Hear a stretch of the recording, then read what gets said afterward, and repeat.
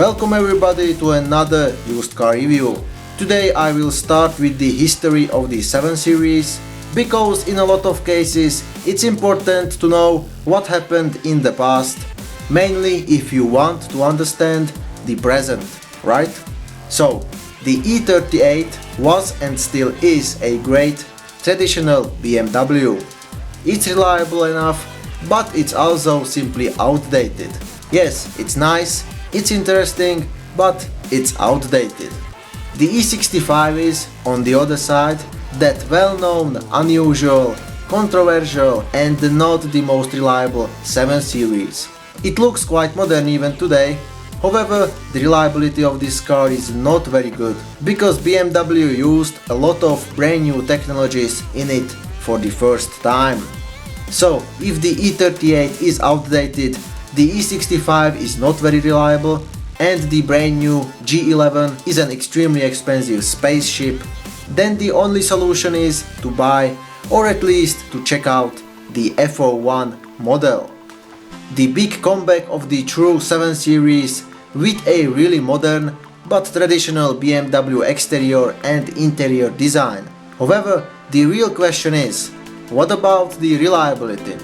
Well, you will find out very soon. This luxury car was made from 2008 to 2015. The interior build quality is simply great. The materials, ergonomics, iDrive system, simply everything improved compared to the predecessor. The rust protection as well as the quality of the paint job is flawless. By the way, this generation of 7 Series is a little bit lighter than the predecessor, because the roof or the doors are made from aluminum. Not only the design or the interior, but also the reliability improved quite a lot compared to the E65. On the other side, because of the huge amount of various electronic systems which are in this car, there is still a big possibility that something will go wrong after the years of using. So, if something breaks, then the repair will be much more expensive. Also, all the spare parts and mainly the electronic parts are extremely expensive, so be prepared for this. There can be more of a problem with the parking cameras or with the electronic parking brake.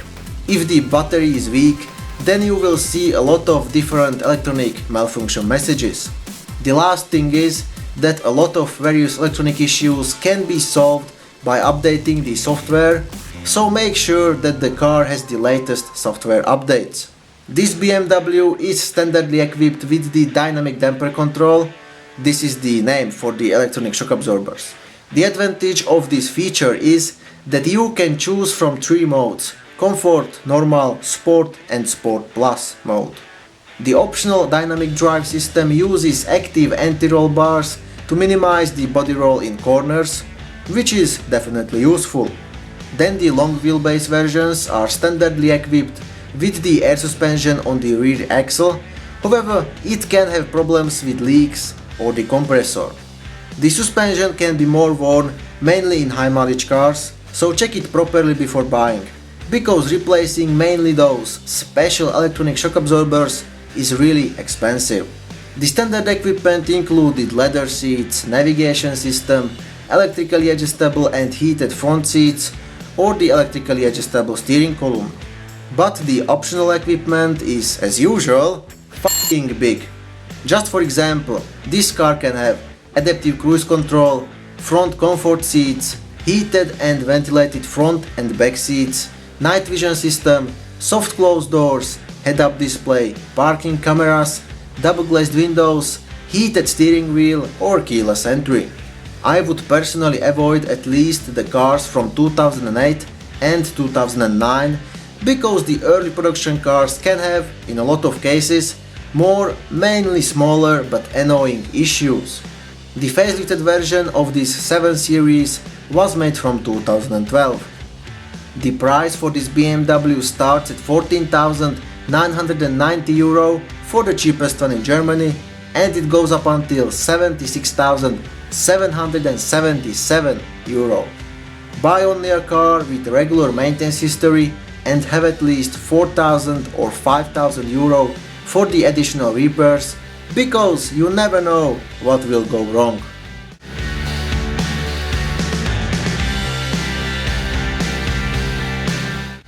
All the petrol engines are usually reliable, except the infamous 4.4-liter twin-turbo V8, which is in the 750i model. So this engine is a true disaster, because it can have and it will have problems with cooling, turbos, injectors, carbon buildup, misfires, and even with the timing chain. A lot of cars with these engines had them replaced under the warranty, sometimes even after 80,000 or 100,000 kilometers. On the other side, BMW improved this engine a little bit after 2013, so if you really want one, you can buy it after this year. But I would personally recommend choosing another engine anyway.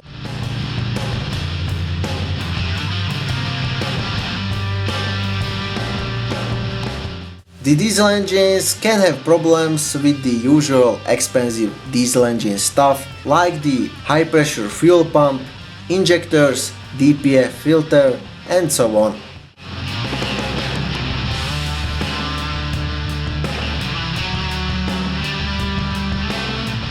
I would personally not recommend buying the early hybrid versions of this BMW and the hybrid versions generally, but if you really want one, then buy it only after 2013. It's very important to change the oil in the engine after maximum 15,000 kilometers, but the very best is to change it after 10,000 kilometers. All the engines have timing chain, which can be more worn even after 200,000 kilometers. So pay attention to the rattling noise at cold start. You can choose the older 6-speed and the newer 8-speed automatic gearbox in this car. The automatic gearbox can have electronic or mechanic problems, which are expensive to repair. So don't forget to check it properly before buying. It should change gears very smoothly, without some kind of a strange noise or hesitation. I recommend changing the oil in the automatic transmission as usual every 60,000 kilometers. Before buying, check the suspension parts and all the electronics. The car should ride quietly, so it shouldn't make rattling, squeaking or humming noises from the suspension. Check the exterior of the car for various paint defects or rust, which can be the sign of the resprayed body.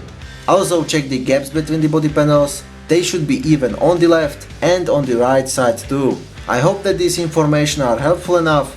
If you have some questions or if you have personal experience with this car, then write it into comments. Also, if you liked the video, don't forget to like or subscribe for more. By the way, you can also like my Facebook or Twitter page for the latest updates. Thanks for watching.